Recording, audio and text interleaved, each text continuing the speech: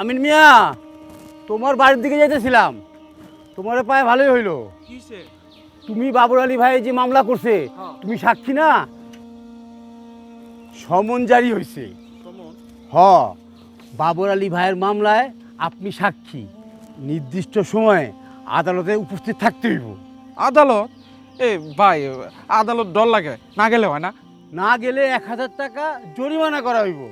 আবার জরিমানা? আচ্ছা যাবো না, আর কিছু করা লাগবো? হ্যাঁ, সই করতে হইব না? সে জরিমানা কিটা করতাম আর না, যামো যামো, আমি যামো।